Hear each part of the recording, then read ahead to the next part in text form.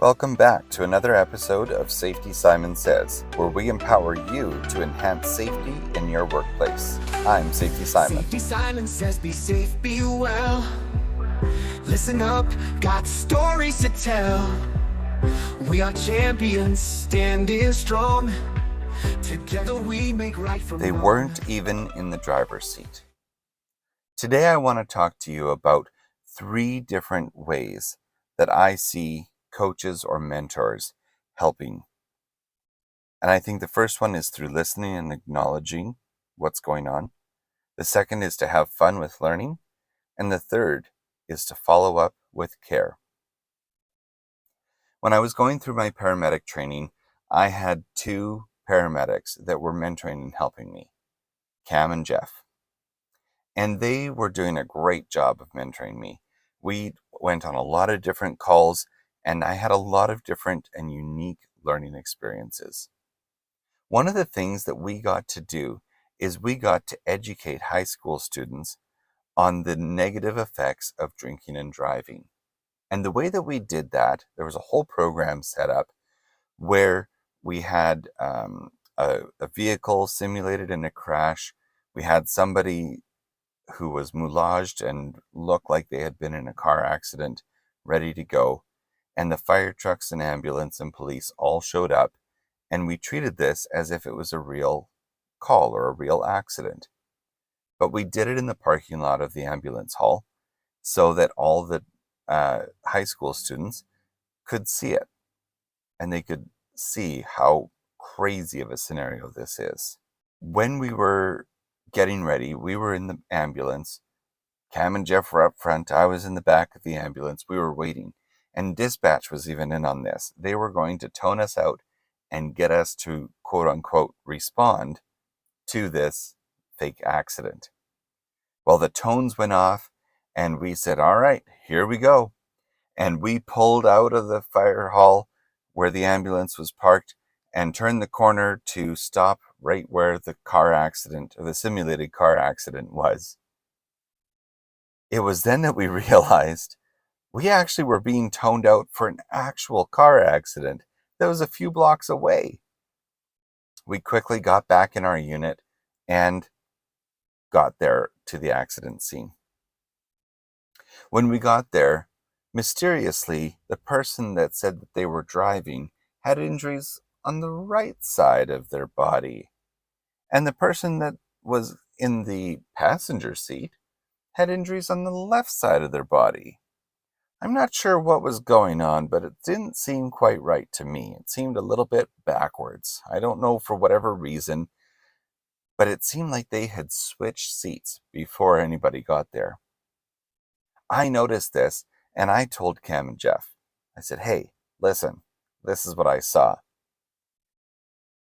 They heard me, and they said, you know what? That's a very good point. And so as a coach or a mentor, they listened and acknowledged what I was saying, and I became a better person, a better individual. I was able to go on my journey of being coached because they listened and acknowledged me. The next part was after that car accident finished, the real one that is, we went back to the scene where our fake accident was to continue on with the education portion. To me, as a paramedic student, it was fun. And for everyone else there, it was fun. Well, the only people it wasn't fun for was the high school students. They were shocked out of their pants. This was a big deal to them, and it was quite startling to see what was going on or what was taking place at a car accident. We had one of our paramedics who was moulaged up, dressed up, looked like she had been in that car accident, and she was screaming as if she had been in that accident. We extricated her, we pulled her out of that vehicle, we put her in the back of the ambulance. We were having fun. And because we were having fun, I was learning. It was another great lesson about how to coach people effectively. Have fun with your learning. After we put the person in the back of the ambulance, we actually all went over to the hospital. all the high school students, as well as the people that were involved in this mock scenario. And we had a doctor there who just loved this type of thing. And he was very dramatic about it all. And he was showing people, he was snapping the gloves on and, doing all sorts of crazy different medical things. We had syringes with blood and it was spurting out, all sorts of things. But one of the things that us as paramedics we were doing is we were watching out for signs of people fainting, because we had them all gathered in this one trauma room, and the doctor was doing all these things and he was yelling and the patient was screaming, and we were doing all the things and making it look as realistic as possible. So realistic, in fact, that high school students were dropping like flies. They were passing out because of the sheer shock of what they were seeing and how realistic it was. Now you might think, wow, that's really extreme.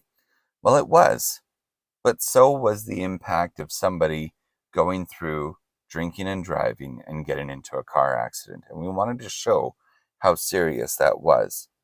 But one of the things that we got to do as a paramedic team was to care for those people. We were watching around the room, and as soon as we started to see people's knees lock or their bodies start to sway side to side, their eyes get all glassed over, we knew they were going to pass out. And so we just took them and we grabbed them, took them right out of the room, sat them down, gave them some cookies and apple juice. And so we were able to follow up with care. So when I think of coaching or mentoring someone, we want to be partners with our coaches and mentors.